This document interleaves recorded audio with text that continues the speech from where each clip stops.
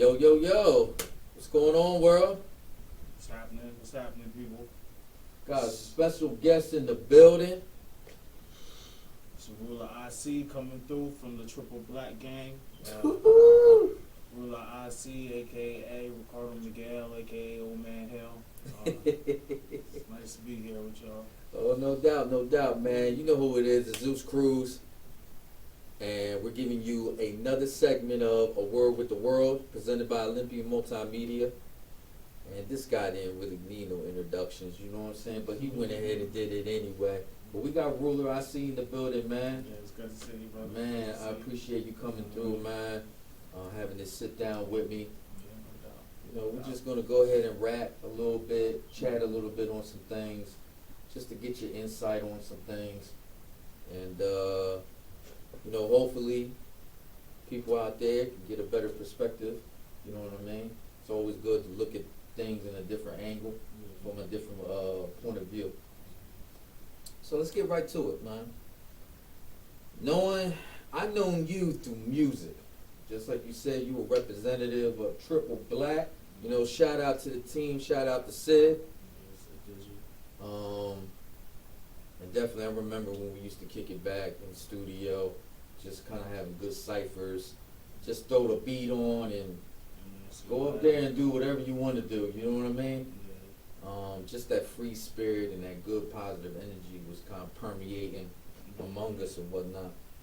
That good young energy. Yeah, no doubt. So I know you always had a love for music. Yeah, always. Like myself as well. So how would you describe the art of music and what influence it had on your life? The art of music, to me, I would look at that as, you know, any type of rhythmic self-expression.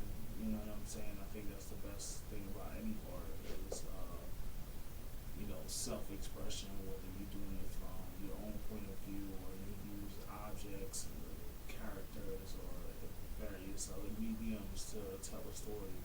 You know, that's how self-expression, you know, comes through in music. That's what I call it, the art of music. And as for me, you know, everybody needs self-expression. I always been kind of like a quiet cat.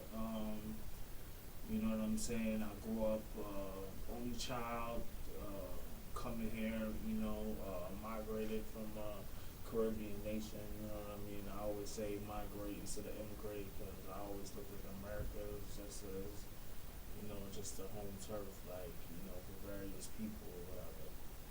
But that's the influence it had on me. It allowed me to express things that I might not get to touch on in my everyday life, whether it was subjects that I was talking about that you're going to see in the media or here at school, you know, emotions or which they tell you not to express, or feelings, or, you know, just questions that you had, all of that stuff. You know what I mean? So that's the effect it had on me. And music's a beautiful thing, man. It kept me sane in the sense of sometimes you think to yourself, like, damn, I'm thinking about all this, X, Y, and Z. Does anybody really see things like me, or am I just like an alien? Yeah. But, you know, when you be going through music, you know, you find out that people that live 30, 40 years before you, longer than that, you know, from different social, economic backgrounds, racial backgrounds, and everything, religious, all of that, they all had these similar thoughts, and that's, you know, something that's very comforting, especially when you're young. Yeah, most definitely, man. And I know, similar to like me writing the books, you know, being an author, and music can do the same. Both mediums are similar when it comes to, like, it allows you to escape reality. Yeah.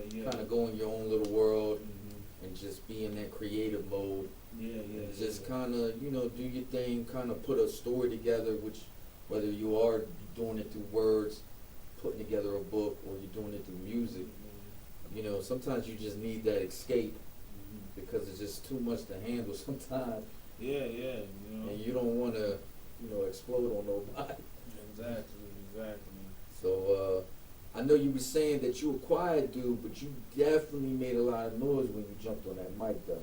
I definitely have to say that. Well, I tried to, and like I said, you know, it was my time to really, you know, let cats to know like where I was at mentally, you know what I'm saying? Yeah. Or whatever, you know, socially, what my politics was, you know, what my sense of humor was, all that type of things. Like, you know, even like being in cipher, you know, you in a cipher with someone, it's like you're feeding off all the energy that's just, you know, going through this circle, you know what I mean? It's just coming and transforming with each person that's touching the mic, and I always done that, always. You know what I mean? I try to make sure that I said something that was worthy of whoever I was around, at least. Right. So, keeping on with the whole thing about music, I know everybody, when it comes to creating music, has their own style and their own way of doing things. But from your perspective, what would be your criteria for being a lyricist? And what is required as far as like the skill set needed to like write in bar form, or just trying to like put music together in general, from the lyrics to the actual music production, just putting songs together and hooks, and just that whole structure? Well, my criteria for what I consider to be a lyricist is definitely somebody that uses their lyrics, you know, because, you know, I've heard it said, like, Vince Staples, they asked him, he's like, what's a lyricist? He's like, anybody who writes the lyrics is a lyricist. And I'm like, yeah, that's, you know, that's true. True, yeah, you know technically what I'm saying? speaking. Like, yeah, when you use the word lyrical, you know what I mean? But, you know, there's an extra added, like, definition to that when you're dealing with hip-hop, and definitely for me, my criteria is what you saying on the mic, you know, because I always felt like there was two types of lyricists. I always felt like there was the more, like the word wizard, you know, someone who just had great grasp of either writing or delivering lyrics, or even like the manipulation of word and the strength of their vocabulary. Like, there's lyricists like that. They can rap about anything, and it's just like, wow, that's unbelievable.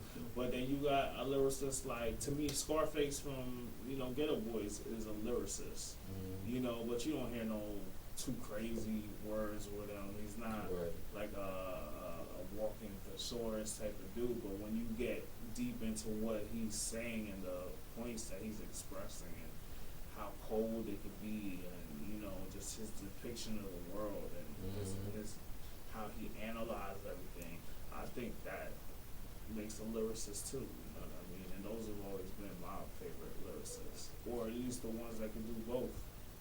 You know what I mean? Another great example to piggyback off the Scarface is, you know, rest in peace X. Yeah. You know, DMX wasn't what you per se an overly lyrical person as far as his vocabulary, but the amount of passion he put, and just the way he assembled his words and the way he delivered them. You know what I mean? It's like, I'm gonna tell you right now, he got me through some of my darkest moments.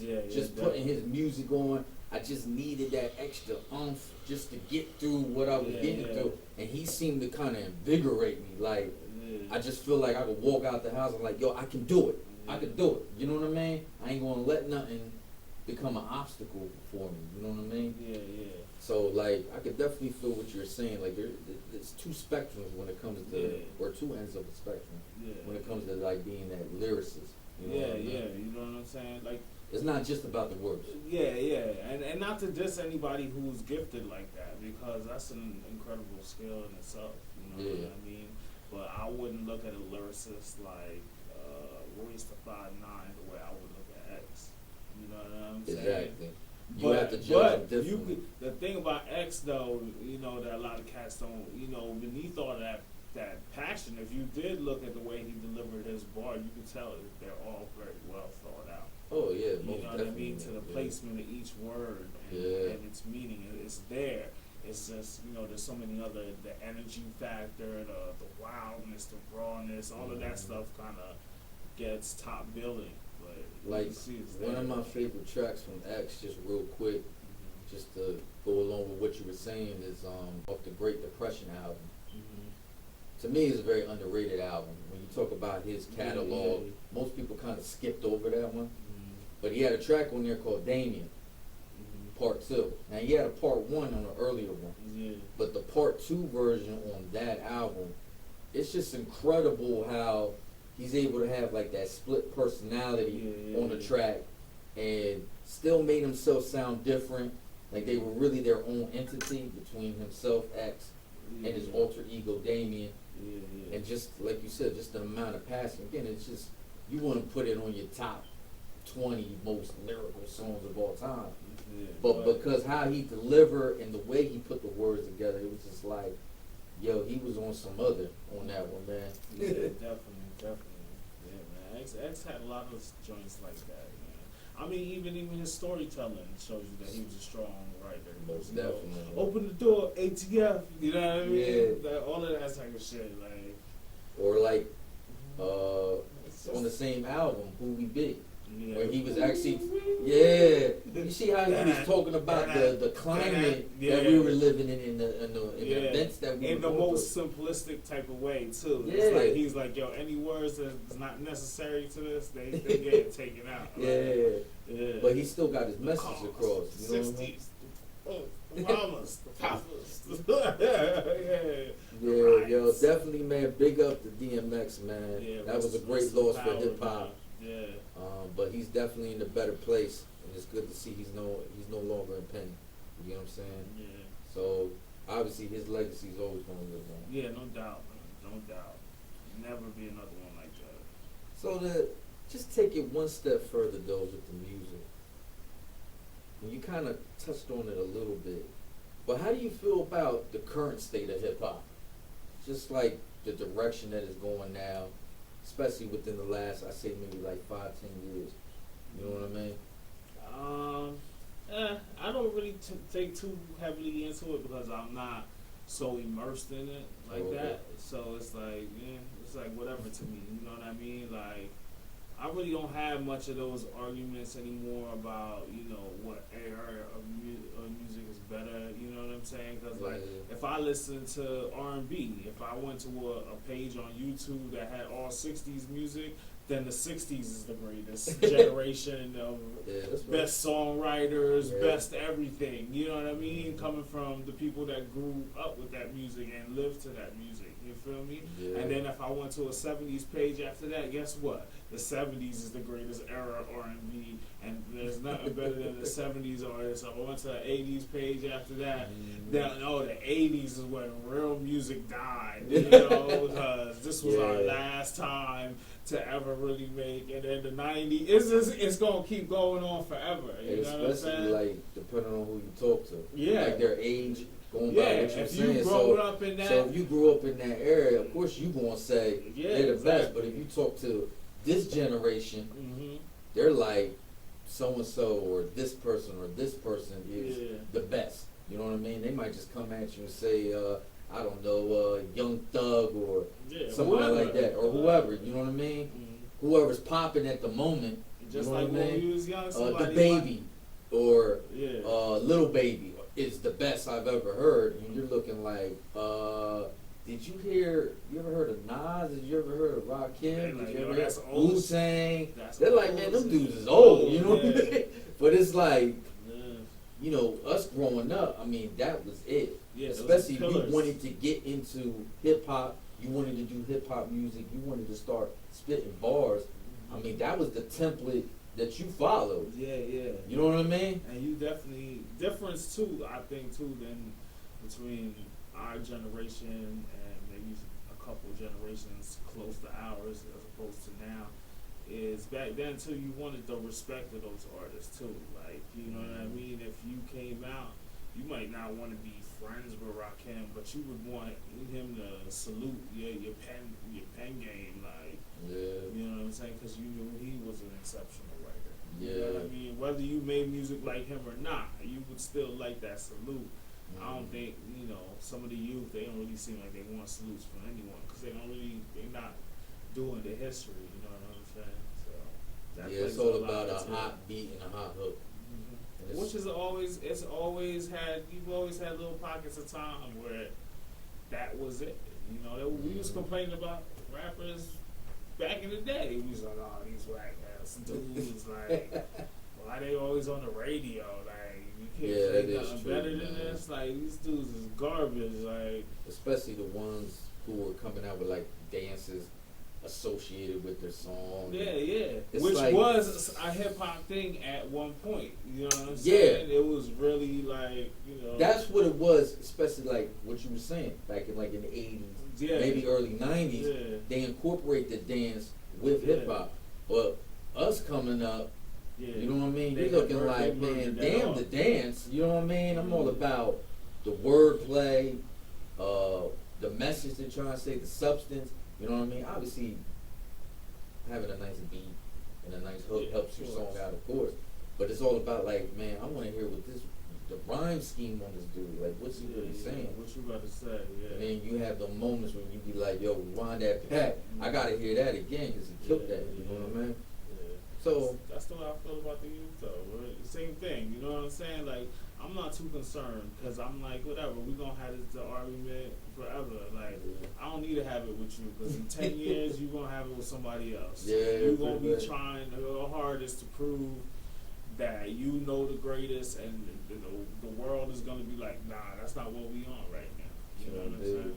And you can always tell who's in charge of the culture by how it's looking. You know what I mean? You don't hide that much. You know what I'm saying? Yeah, true. I mean, you know, these kids now, they all over. They don't have a uniform code. You know what I'm saying? They mix in all types of music in with the hip hop. But at the same time, it's like that's how hip hop started. You know what I mean? We used various sounds and things that we thought was really dope, and we amplified that.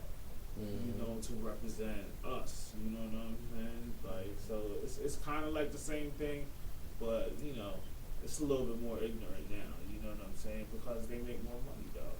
So, Yeah, or so they say. pretty much. Yeah. You know, money rules everything. So let's switch topics. You know what I mean? As long as I've known you, you've always been a beacon of positivity. You know what I mean? Always got the positive vibes. Always upbeat. You know what I mean? It's not to say you don't go through things. We all go through things. You know, and some people do a great job of masking their pain, so to speak. But they keep it pushing them. You know what I mean? Because, you know, you definitely don't want to get to a moment where you're going down that dark place and you're so consumed with your thoughts. You know, you never know what might happen. Faster. Yeah. So, how have you been able to maintain this positive attitude? You know, different ways throughout my life, you know what I mean? First of all, the development of me having a positive outlook, you know, a lot of that comes from my family, you know what I'm saying? And the lengths that they took to take care of me and to let me know that I was appreciated and to let me know that, you know what I'm saying, I was of importance to them and that they thought highly of me. That kind of freed me up a lot to have those type of positive thoughts. You know what I'm saying? Because where I laid my head at, I knew that I might not get 100% understanding, but I knew I was going to get 100% of nurture and, you know, at least consideration.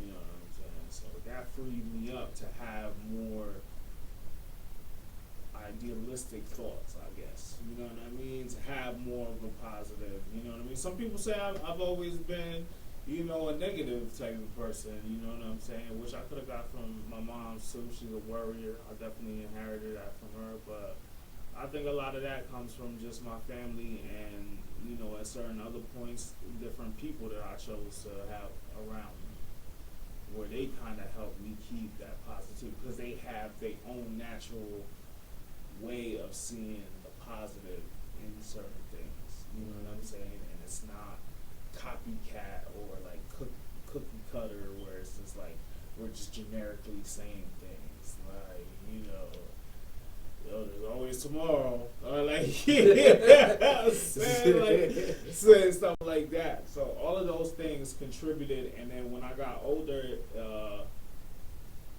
I think, you know, having kids, you know what I'm saying, wanting to impart on them some type of positivity helps.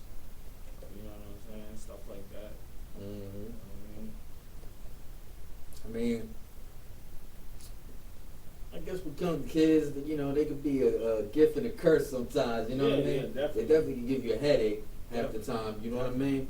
But they're definitely more of a blessing than anything, because they definitely will humble you down quickly. Yeah. And they're here to teach you a lesson. You know what I'm saying? It's like we all concerned about teaching kids, which is important. You know what I'm saying? But we gotta respect, you know, like, for lack of a better word, I guess, you know, the spiritual union between, you know, creator and creation. Just like when we think of more loftier things like religion and spirituality.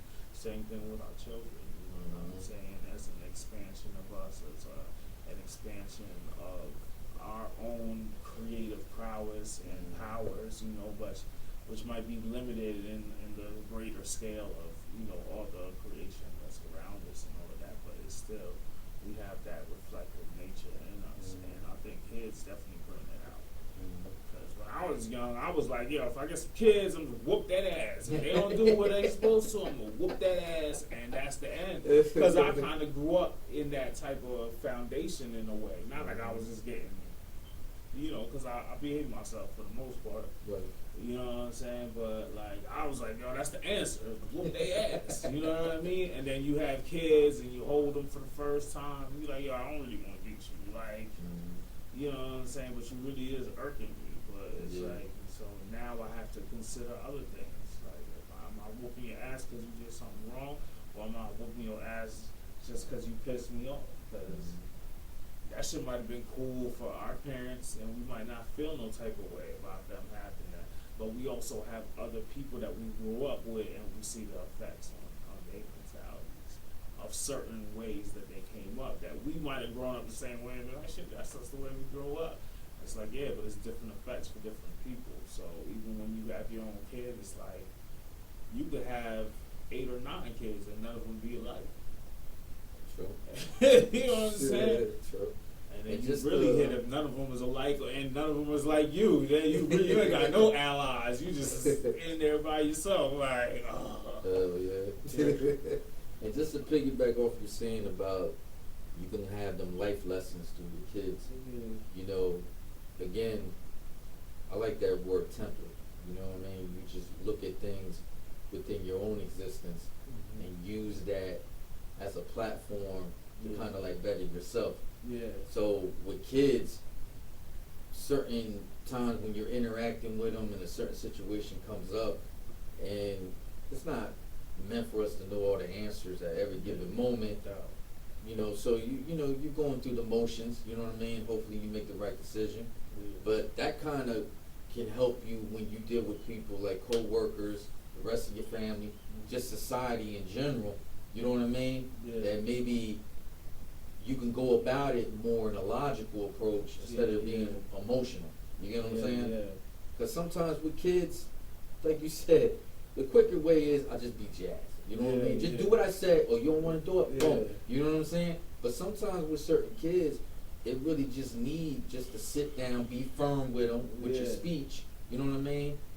Don't verbally assault them, but just be firm with your convictions and let them know, like, listen, this is why I don't want you to do this.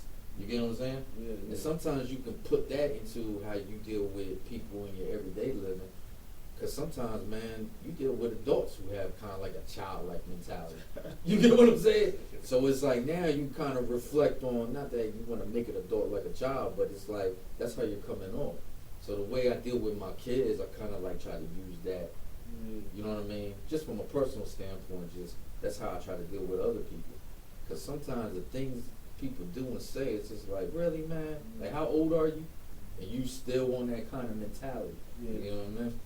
You know, kids, you know, I mean, a lot of kids, not all, you know, some kids is just real sweethearts and, you know, super kind. But it's funny, though, even with that, those are the ones you be watching out for the most. Like, yo, you better be careful out here. You don't like taking advantage of.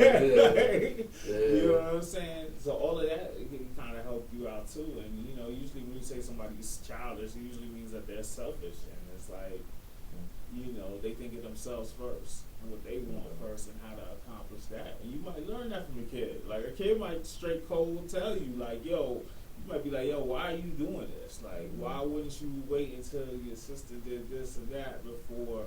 Like, no, because then I gotta wait and it get cold, and I don't like that temperature, so I'm gonna eat first. Yeah. And it just be like, yo, that's it. Like, yo, I want my food. I want it at a certain temperature. If I do all that you talking about, I'm gonna have to deal with something that I'm not interested at all. And then you might, like you said, go to work, and it's that same person, the same is the person situation you're working with. Like, so you kind of like deja vu. yeah, like this dude ain't never. Why this dude ain't never gonna change? Because he ain't never gonna change. He worried about himself before anything else. You know what I'm saying? Kids teach you all types of lessons. You know, it's like everybody want to be their kids' friend. Like that kind of was like on our you know, that theory of life kind of came heavy, you know, as we was coming up. You know what I'm saying? In the generation right before us. But it's like, you don't need to be your kids' friends. You know, it would be nice, definitely. but you hit the nail on the coffin. You can't be cool with everybody. You know what I'm saying? You know, we tied together by blood, so it's not like we meeting and deciding to hang out with each other. We in each other's life. Some of your kids, you're not going to get along with it. You know what I'm saying? Because their personalities is different. So you got to figure out, well, what's my responsibilities to them? And sometimes your kids teach you how to take care of your own self. Like, yo, nah, I'm not spending all my money. I'm gonna save my money so I can get something I really want. You be like, damn, but I'll be wasting my shit on y'all for no reason, just because y'all guilt trip me. You know what I mean? Next thing you know, you might take better care of your finances just based on what a child said to you or how they broke it down to you. You know well said, man. So, Rick, I'm gonna leave you out on this last thought. Just, I kind of been asking this to different people. Okay. And just trying to get different perspectives from different people, just to see how they would view it. I'm doing this concept with Sid. We worked on this project together, and we came up with this concept called suicide or homicide. And the background for the concept is, which is worse? Killing your dreams and your ambitions on your own, or allowing others to destroy your dream? Which is worse? Which would be worse? To do it on your own, to kill your dreams and your ambitions on your own, or to allow someone else to, quote unquote, murder your dreams? That's a hard one, man. That's a hard choice, because either way, it's still a choice in both of those. If somebody kills you or kills a part of you, I mean, there's a non-voluntary aspect of that. You know what I mean? Especially if you use the word homicide, you're definitely not in compliance with that. You know what I mean? But it's like, would you defend yourself if somebody blows up on you? You know what I'm saying? The problem with the suicide aspect or self-destruction of your own goals and ambition and all that, it's like, you do have to live with that. You know what I'm saying? In that sense, I understand the metaphor or whatever, but like in life, you got to deal with the fact that you allow these things, and sometimes that's reality worse than death. We're talking about death figuratively. But you know what I'm saying? Like, because you have to live with that, and sometimes that can bring out the worst in you. Like, you can find yourself. Like, sometimes I see people talk about issues. Like, sometimes you see somebody talk about an issue, and they might be talking about the rich. They be like, yo, the rich, do this, that. And some people, you feel like, it's this real concern and real, worry about the way materialism is and the disproportionate spreading of wealth and, the origins of some of this wealth and things of that nature. Like, they really got concerned. But some people, it's like, yo, I feel like if you would have been in position to roll with these cats, like, you would have been like they hardest, like, you would have been like the hardest one out of everybody. You would have been the most fanatic. You know what I'm saying? I think you're more upset with yourself for not putting yourself in that role than you are with whatever you know or you imagine that they're contributing to the world. You know what I'm saying? Because you don't know if any of this shit's real. This could just be all a hoax. You know, look how he's changing 1 week and this nigga's the richest man in the world. Like 6 weeks later, like what is y'all doing? Y'all niggas on some Scrooge McDuck shit? Like y'all taking every coin that y'all got and y'all weighing it on a giant scale? Like how y'all know who's? If so much of your shit is just assumed wealth, Yeah. like how do we know who's really the richest or any of this shit? Like maybe I'll just pulling straws every now so often. It's crazy how the kind of reactions that I got from that question from different people. You know, some said that it's worse to allow someone else to do that. You know what I mean? Because you're allowing someone else to have power or dominion over you. Yeah. And that has to be a really sinking feeling because you always want to have that kind of mentality like I'm my own individual. You get what I mean? Like I do things at my rate, at my time. It's my style, it's my way. You know what I mean? But then I have some people say it's worse if you do it on your own because, like you were mentioning, that self-destruction. You know what I mean? Like you're slowly seeing yourself. You have worked up to this point, and then you're just kind of slowly backtracking, and that has to be a horrible deal. You know what I mean? Just to see your own self-destruction. Like you were moving in the right direction. What happened? You know what I mean? Like you allowed the most petty obstacles. Even if you didn't, you know, because I struggle with that with my kids sometimes. I'll be like looking at them and I'll be like, yo, why y'all act like that? You know what I'm saying? I'm like, yo, neither one of your parents is like that. But I'm like, yo, you gotta look at the environment that they growing up in, you know, and it's not like we out here telling them to wild out, but it's real shit happens. You know what I'm saying? If you got a guilt trip before you analyze what's going on in your home, that's going to just be a problem because you're always going to feel guilty of something and it's not going to let you run a household properly because you're going to be more into like pleasing and you are into functioning. You know what I'm saying? And kids need structure, they need function. You know what I'm saying? And I know sometimes I let them get away with shit that I had no business letting them get away, but it has more to do with me than them. It's like maybe I feel some type of way, like, yo, I'm not spending, if you sign up to this, you gonna go to the end, you let them back out and all of that type of shit. And it's really like you feel some type of way, you trying to persuade them because you're like, damn, maybe I should have played sports when I was young. I ain't really into it now, or I ain't looking for it, but it's like, I didn't even try, and I was at least allowed, and that might affect you, and that's kind of like the suicide thing.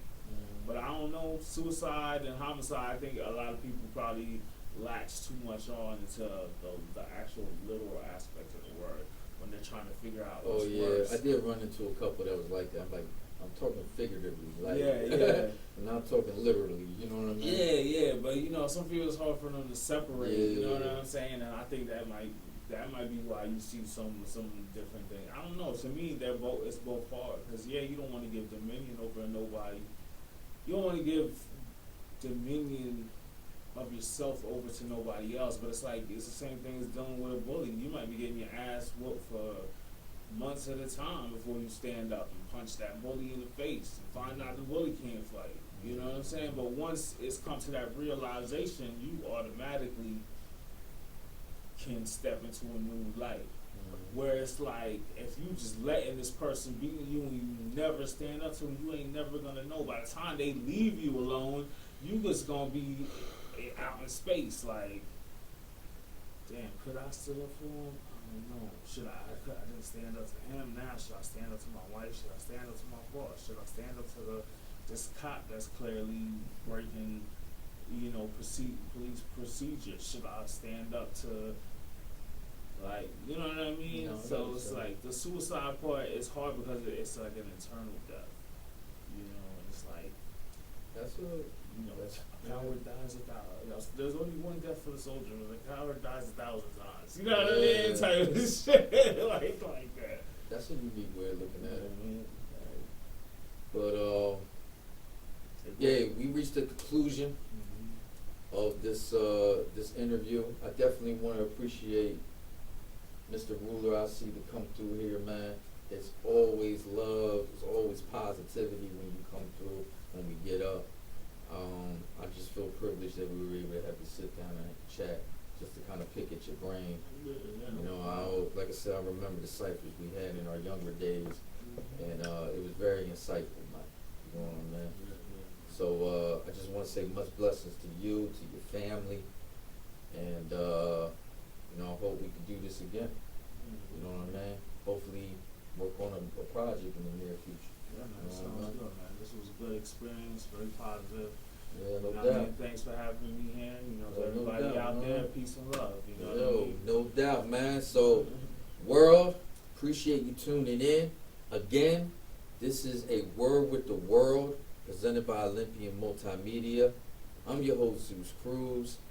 This is Rick Rude over here, and we're going to check you out next time. Peace, peace.